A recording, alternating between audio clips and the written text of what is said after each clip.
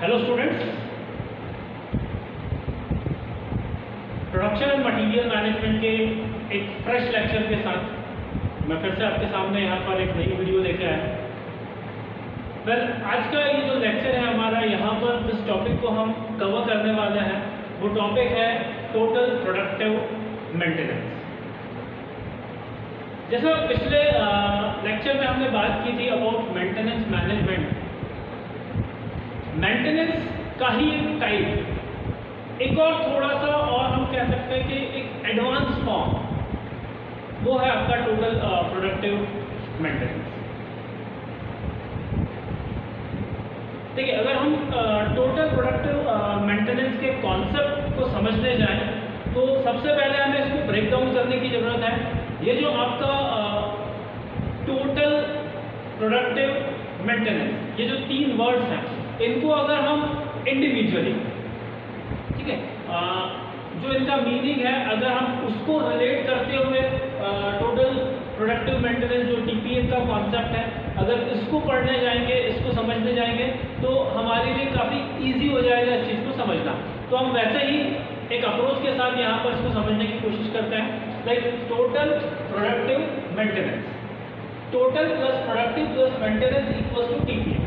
ये आपका जो टीपीएम है इसको हमने टोटल, प्रोडक्टिव और मेंटेनेंस इन तीन पार्ट्स में ब्रेक किया हुआ है। अब अगर मैं टोटल की बात करता हूँ, टोटल मीन्स यहाँ पे अगर मैं किसी एक मैन्युफैक्चरिंग यूनिट के एस्पेक्ट में बात करता हूँ, एक प्रोडक्शन हाउस के एस्पेक्ट में बात करता हूँ, तो टोटल का मतलब है यहाँ पर एक covering of each and everything, ठीक है।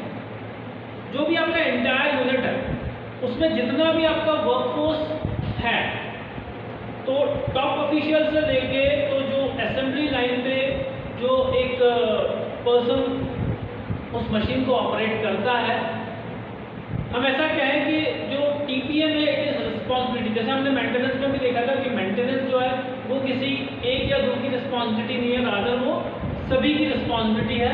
तो वैसे ही जब मैं टोटल की बात कर रहा हूँ तो total means holistic at all levels.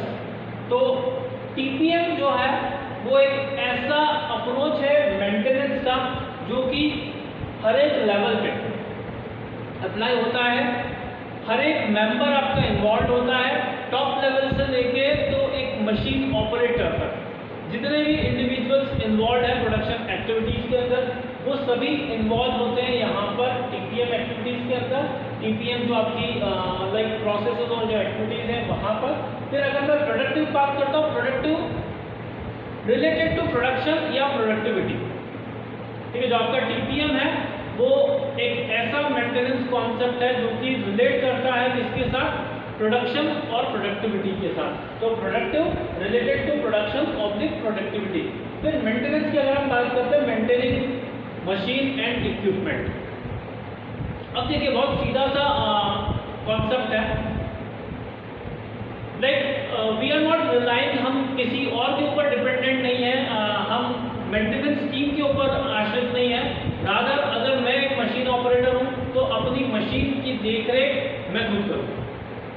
ये जो एक प्रिंसिपल है, इस प्रिंसिपल के ऊपर बेस्ड है आपका टीपीएम का कॉन्सेप्ट, ठीक है। जो ये कहता है कि हर एक इंडिविजुअल इक्वली रिस्पॉन्सिबल है और जो भी आपकी प्रोडक्शन रिलेटेड एक्टिविटीज़ होती है वहाँ पर मशीन्स को, इक्विपमेंट्स को रेडिली, या हम एक बोल सकते हैं कि एक रेडी पोजीशन में मेंटेन करने के लिए, ठीक है, हर इंडिविजुअल को कंट्रीब्यूट करने की आवश्यकता है। अब जब टीपीएम की आप बात करते हो, टीपीएम आप देखो, टीपीएम एक है फोकस और दूसरा है रिजल्ट। लेकिन टीपीएम का जो फोकस है, टीपीएम का फोकस किसके ऊपर होता है, एसेट्स के ऊपर। जो भी आपके एसेट्स हैं, अब एसेट्स में अगर मैं बात करता हूँ, एसेट्स में यहाँ पर मेनली मुझे ध्यान देना है मशीन्स के ऊपर, ठीक है, इक्विपमेंट्स के ऊपर। तो जो भी मशीन्स, टूल्स और इक्विपमेंट्स आप यूज करते हैं, उन मशीन, टूल्स और इक्विपमेंट्स को एज ए होल, अगर मैं एग्रीगेट फॉर्म में यहाँ पे बात करूँ तो मैंने उनको एसेट्स कहा हुआ है। अब इन एसेट्स को आप कहीं ना कहीं आपका फोकस जो है इन एसेट्स की जो स्टेट है, ठीक है, उसकी जो फिजिकल वेलबींग है उसको मेंटेन करके रखना है, उसको इंटैक्ट रखना है।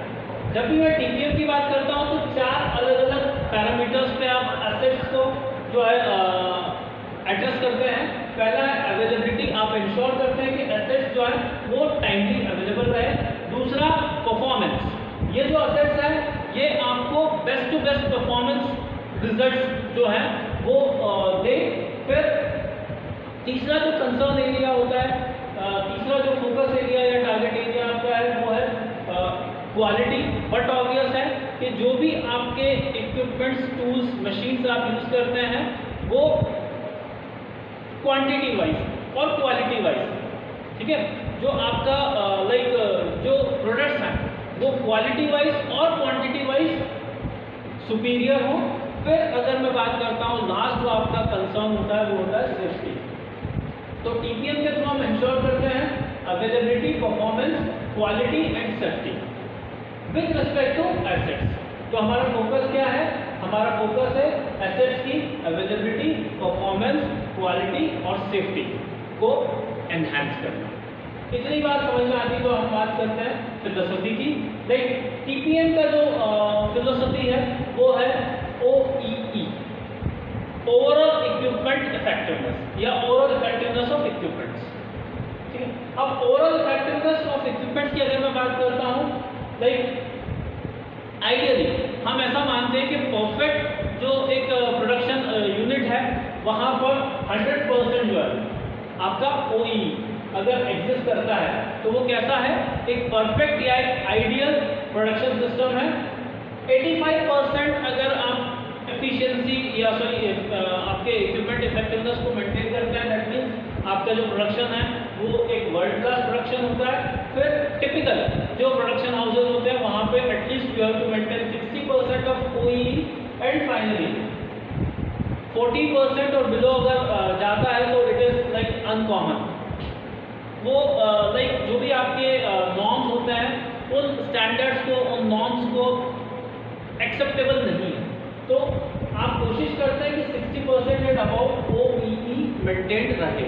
लाइक जो भी आपका ओवरऑल इफेक्टिवनेस है इक्विपमेंट का वो 60% अबाउ होना चाहिए। तो हम कहेंगे कि आपका जो प्रोडक्शन यूनिट है वो एक प्रॉपर एक वर्किंग स्टेट में है। अब ये जो टीपीएम है इसके ऑब्जेक्टिव्स या गोल्स पे जाने के पहले लेट अस सी के ये कॉन्सेप्ट आया कहाँ, ठीक है। 1950 के दशक में शिजी नाकाजिमा इन्होंने जो है टीपीएम का कॉन्सेप्ट इंट्रोड्यूस किया था और इन्हीं को फॉलो किया था। ये एक जापानीज इंजीनियर थे और इन्हीं के प्रिंसिपल्स को, इन्हीं के जो कॉन्सेप्ट है उसको फर्दर और बिल्ड अपॉन किया था जॉर्ज स्मिथ ने, जो कि एक अमेरिकन थे, ठीक है। अब इन दोनों ने जो भी मेजर वर्क किया उसी के ऊपर आपका पूरा जो अगर मैं बात करता हूँ टीपीएम जो है वो बिल्ड है। There are 2 different sets. जब मैं एलिमेंट्स की बात करता हूँ, एक है आपके फाउंडेशंस। तो टीपीएम फाउंडेशन में, जिसको कि हम हमारा नेक्स्ट क्लास में डिस्कस करेंगे, टीपीएम फाउंडेशंस में आपके 5As आते हैं। जापानीज 5As का जो कॉन्सेप्ट है it is the like building block है, वो फाउंडेशन है। उसके साथ साथ pillars, there are 8 different pillars of TPM, तो उनको भी हम नेक्स्ट क्लास में डिस्कस करेंगे। तो ये जो वर्क था नाकाजिमा का और स्मिथ का, इन्होंने एक you can say foundation laid करके दिया था टीपीएम के लिए। और फिर वहाँ पर फर्दर ये जो टीपीएम है वो ग्रेजुअली स्लोली इसका जब हम बात करते हैं इम्पोर्टेंस की, तो इम्पोर्टेंस ग्रो होता गया और फिर अलग अलग मैन्युफैक्चरिंग यूनिट्स के अंदर, अलग अलग प्रोडक्शन यूनिट्स में इसको इम्प्लीमेंट किया जाने लगा। बट जो प्रायोनियर है इस फील्ड के अंदर वो है एक जापानीज कंपनी निप्पो डेंसो, जो एट प्रेजेंट डेंसो के नाम से जानी जाती है। ये एक ऑटोमोटिव सप्लायर है और इन्होंने 1960s में जो प्रिंसिपल्स हैं टीपीएम के उसको अडॉप्ट किया था और उसको प्रैक्टिस में लेके आए थे। फिर उसके बाद अगर हम बात करते हैं, बहुत सारे अलग अलग ऑटोमोटिव प्रोडक्शन कंपनीज ने TPM का जो प्रैक्टिस है उसको फॉलो करना स्टार्ट किया, और ऑटोमेटिव प्रोडक्शन और सप्लाई इंडस्ट्री के साथ साथ बहुत सारे अलग अलग मैन्युफैक्चरिंग यूनिट्स में भी आपको एट प्रेजेंट TPM के कॉन्सेप्ट का जिसको बोलते हैं ना एक प्रैक्टिकल वर्किंग वहाँ पर देखने को मिलेगा। तो अगर मैं स्कोप की बात करता हूँ तो सिंस स्टार्ट हुआ था ऑटोमोटिव इंडस्ट्री से, तो ऑटोमोबाइल सेक्टर के साथ साथ मैन्युफैक्चरिंग में बहुत सारे अलग अलग इंडस्ट्रीज हैं जहां पर आपको TPM देखने को मिलेगा। कुछ एक अजम्पशंस हैं जिसके ऊपर आपका TPM बेस्ड है, रिलाई करता है। पहला जो अजम्पशन है वो यही है कि इक्विपमेंट रिलायबिलिटी और एफिशिएंसी जो है वो आपके ओवरऑल बिजनेस परफॉर्मेंस को इम्प्रूव करता है। सी हमारा जो कंसर्न है वो किसके ऊपर है? एसेट्स के ऊपर, जो हमारे मशीन्स हैं, जो टूल्स हैं। तो पहला जो हमारा अजम्पशन है वो यही है कि हमारे टूल्स और इक्विपमेंट्स जितने ज़्यादा रिलायबल होंगे वो जितने ज़्यादा एफिशिएंट होंगे, ठीक है। जो भी आपके एसेट्स हैं उन एसेट्स की इफेक्टिवनेस और एफिशिएंसी जितनी ज़्यादा होगी उसका सीधा सीधा एक डायरेक्ट रिलेशनशिप आपको देखने को मिलेगा जिसके साथ आपके बिजनेस परफॉर्मेंस के साथ। तो जितना ज़्यादा एसेट्स रिलायबल होंगे, इफेक्टिव होंगे, एफिशिएंट होंगे, उतने इम्प्रूव्ड बिजनेस रिजल्ट हमें गेन करने को मिलेंगे। दूसरा जो हमारा एक अजम्पशन है वो यही है कि लाइक सिस्टम वाइज जो आप चेंज करते जाओगे, बाद में जब हम ओवरऑल सिस्टम को समहाउ रीअलाइन करें या उसको एडजस्ट करें, इससे अच्छा है कि छोटे छोटे इम्प्रूवमेंट्स हम करते चले जाएं। तो दूसरा जो अजम्पशन है वो यही है, many small improvements are better than system improvements, ठीक है। तो सिस्टम लेवल पे आप कुछ मेजर या मैक्रो इम्प्रूवमेंट देके आए, उससे अच्छा है कि आप कंटिन्यूस जो काइजन की अगर हम बात करते हैं, कंटिन्यूस इम्प्रूवमेंट का जो एक जापानीज कंसेप्ट है, अगर हम उसी को एक बेस बना के चलें तो TPM में वही है मानना हमारा कि छोटे इम्प्रूवमेंट्स, जो ग्रेजुअल स्टेप्स, जो छोटे छोटे स्टेप्स आप लेते हैं वो मैटर करती है मैक्रो लेवल पे। तो सिस्टम वाइड इम्प्रूवमेंट के लिए जो की है वो है आपके स्मॉल इम्प्रूवमेंट्स जो आप ऑपरेशन लेवल पे या प्रोसेस लेवल पे करते हैं, ठीक है। तो प्रोसेस लेवल पे improvement are far more you can say better than going for system wide improvements. तो ये आपका सेकंड अजम्पशन है। अब ये जो अजम्पशंस हैं और जो अप टिल नाउ हमने TPM का कॉन्सेप्ट देखा, वहाँ से अगर मैं एक डेफिनेशन ड्रॉ करने की कोशिश करूँ तो एक डेफिनेशन जो है वो देख के रखी हुई है। TPM जो है it is a system of maintaining and improving, ठीक है। हम क्या करते हैं, हम मेंटेन करते हैं और कंटिन्यूसली इम्प्रूव या अपग्रेड करते चले जाते हैं किसको, effectiveness and efficiency of production. और ये कैसे करते हैं हम, जो भी हम इफेक्टिवनेस और एफिशिएंसी हमारे प्रोडक्शन यूनिट की इम्प्रूव कर रहा है, मेंटेन कर रहा है, वो किसके थ्रू की जा रही है, एसेट्स के थ्रू, एम्प्लॉयज के थ्रू एंड प्रोसेसेस के थ्रू। और इससे फर्दर हम क्या इंश्योर करना चाह रहे हैं, availability, performance, quality and safety, ठीक है। तो हम सारी चीज़ों को अगर एक साथ पुटअप कर दें तो हम ऐसा बोल सकते हैं TPM जो है it is a system of maintaining and improving the effectiveness and efficiency of production through या via assets, employees and processes that maximize equipment availability, performance, quality and safety। आप वो भी चीज़ें उसमें चाहे तो यहाँ पे आखिरी में ऐड कर सकते हैं, क्योंकि हम किस चीज़ को टारगेट कर रहे हैं, अवेलेबिलिटी को, परफॉर्मेंस को, क्वांटिटी को, सॉरी क्वालिटी को एंड देन सेफ्टी को। अब इन चीज़ों को ध्यान में रखते हुए अगर हम गोल्स या ऑब्जेक्टिव्स की बात करें तो दीज आर दी गोल्स। देखिए हमारा जो फोकस है किसके ऊपर है, इन पैरामीटर्स के ऊपर है। तो अगर इनके रेस्पेक्ट में मैं बात करूँ, एक अवेलेबिलिटी की अगर मैं बात करता हूँ तो अवेलेबल मेरे पास इक्विपमेंट्स रहेंगे, दैट मीन्स मेरे पास ब्रेकडाउन कम होगा, मशीन का ब्रेकडाउन कम होगा, मशीन का डाउन टाइम कम होगा। तो पहला जो गोल है, टारगेट या ऑब्जेक्टिव है वो क्या है, जीरो और नो ब्रेकडाउन। ठीक है, फिर अगर मैं और बात करता हूं तो नो या small stops oblique slow running. एक चीज तो होगी ब्रेकडाउन। ब्रेकडाउन अगर हुआ है तो बट ऑब्वियस है, या तो कुछ समय के लिए आपका पूरा सिस्टम वो थम जाएगा, या फिर it will take a bit longer, है ना। तो उसको वापस रिज्यूम करने के लिए, जो भी आपकी प्रोडक्शन एक्टिविटीज है उनको रिज्यूम करने के लिए आपको और ज़्यादा टाइम देना पड़ जाएगा। तो जब मैं टाइम की बात करता हूँ तो वहाँ पे स्मॉल स्टॉप्स कम हो या ना हो, साथ ही साथ स्लो रनिंग। देखिए, एक जगह कहीं पे अगर आपका कुछ मेंटेनेंस वर्क चलेगा तो उससे ओवरऑल जो आपका प्रोडक्शन है वो स्लो डाउन हो जाएगा। तो स्लो फंक्शनिंग ना हो, स्टॉपेजेस ना हो, उस चीज़ को हमको इंश्योर करनी है। तो वो भी सीधा सीधा अवेलेबिलिटी ऑफ परफॉर्मेंस को हाईलाइट करता है। तो अवेलेबिलिटी ऑफ परफॉर्मेंस, ये जो आपका एट्रीब्यूट है, इससे रिलेटेड एक और गोल या ऑब्जेक्टिव जो है वो हमें यहाँ पे क्या मिला, नो स्मॉल स्टॉप्स या फिर स्लो रनिंग।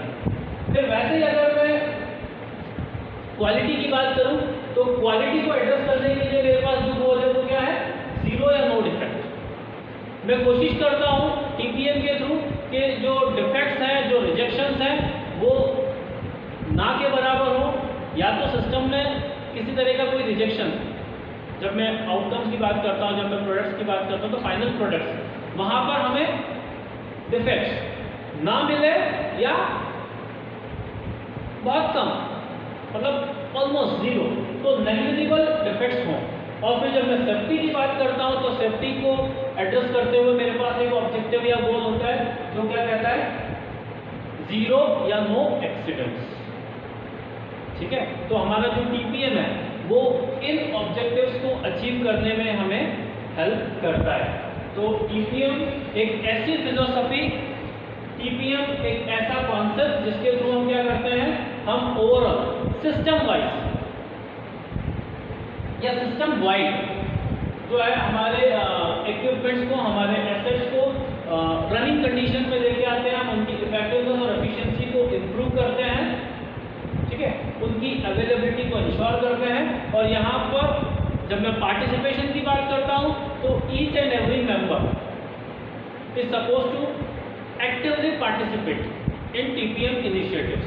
तो जो भी आपके टीपीएम इनिशिएटिव्स हैं, जो भी टीपीएम एक्टिविटीज़ हैं, वो zero breakdown, zero accident, zero defect और नो स्मॉल स्टॉप्स के ऑब्जेक्टिव को फुलफिल करने के लिए काम करती है। अब कैसे वर्कआउट होता है, कैसे टीपीएम जो है अप्लाई किया जाता है, तो स्टेप्स जो आपकी टीपीएम की प्रोसेस है, तो अलग अलग स्टेप्स या स्टेजेस जो इन्वॉल्व है टीपीएम के अंदर, हम उसके ऊपर बात करेंगे। प्लस जो मैंने थोड़ी देर पहले बात कही थी कि जो फाउंडेशंस हैं और जो पिलर्स ऑफ टीपीएम है, हम उसके ऊपर बात करेंगे। साथ ही साथ हम कुछ बेनिफिट्स और एडवांटेजेस के ऊपर भी हमारा जो डिस्कशन है वो कंटिन्यू रखेंगे नेक्स्ट लेक्चर में। टिल देन आप अपना ध्यान रखें, आप खुद को मेंटेन रखें और अपने इक्विपमेंट्स को आप अवेलेबल करके चलें, उनके परफॉर्मेंस को अपग्रेड करते चले जाएं। आप ओवरऑल क्वालिटी के ऊपर ध्यान दें, क्वालिटी कॉन्शियस हो और साथ ही साथ सेफ्टी नॉर्म्स को फॉलो करें। अगर आप ये करते हैं देन आई एम श्योर कि जो भी आपके प्रोडक्शन यूनिट है वहाँ पे you will be able to meet out your objectives. ठीक है, so thank you very much. और नेक्स्ट क्लास में हम इसी डिस्कशन को कंटिन्यू रखेंगे। Till then take care.